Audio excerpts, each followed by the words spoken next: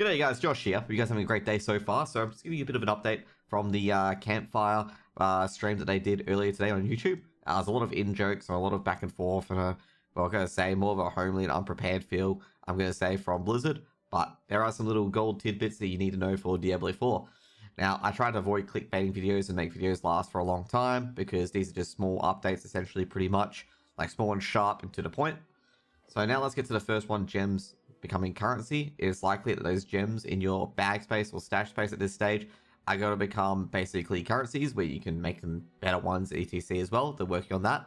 And they did say they're probably keying that in for Season 2. Okay, and they could come in for Season 1 as well on an update, as it won't impact the game too much. The next one's mainly for a hardcore change, which is a scroll of escape, which allows hardcore players to instantly teleport out of an instance or boss that's too hard for them.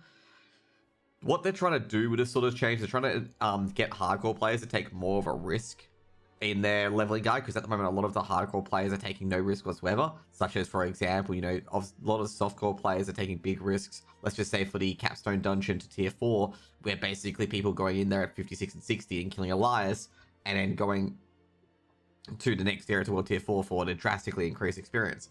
While hardcore players are waiting till 70, leveling through dungeons, so Elias is the same level, and also they got a lot better gear as well, so Elias won't hit them that hard as well. And a lot of the hardcore players just chain running dungeons non-stop over and over and over again.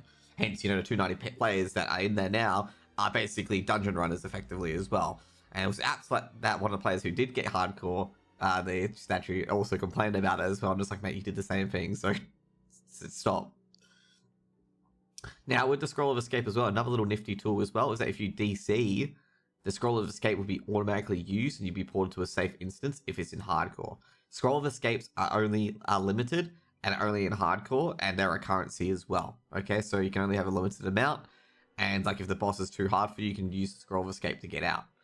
Now, overall, this might mean that hardcore players will try to do Elias a lot earlier, potentially, or other riskier strategies to try and get ahead for future seasons, I suppose. But that's, you know, down the woodworks as well of what's going to happen then and how people are going to use it. For speed running potentially as well, and vice versa. Now, another one has been one of the cards for Season 2, which is going to be the resistance changes. Now, they are going to change resistance to be actually useful. Now, they did try to tattle around it, saying like, you know, resistance is useful somewhat. It's not really useful. They actually did call out some streamers about that, like not directly, but they did say, you know, Crip and a few other content creators are undervaluing it. However, the masters out there, that damage reduction is way better than it. And also armor is way better than that. They actually stated as well that even though it doesn't state it in game, that half your armor is your resistances to elements, which means that armor is just a better stat overall, because not only does it reduce physical damage, but it gives you, 45% resistances across the board, which is fairly decent. They also did say as well that your resistances go down by world tier. They didn't say how much, but they're going to change it in Season 2 on how resistances work, because they basically said that the complex equation going with resistances has made it very difficult to change in Season 1. Now, so keep an eye out where resistances might actually be fairly decent, but at the moment for Season 1, armor is just the way to go, okay? Because it's just the jack of all trades, good at physical damage resistance, and fairly good at magic resistance as well. I mean, total armor, if you want to survive, should be up there, unless you're a glass cannon sort of class, then armor's not your thing anyway, you're not getting resistances anyway to begin with. Last but not least, and a lot of people have been thinking about it as well, has been the changes to Renown. So a lot of people have been umming and ahhing, being like, okay, what are you going to do with Renown? Because people don't want to grind to get all the Lilith statues, to do all the Sidequests, to do all the Waypoints and the Strongholds, and the areas to be discovered, and dungeons and whatnot, okay? So they did say a few things about this, that you'll carry over the areas discovered, so you have your fully map discovered if you fully discover the map in your softcore character.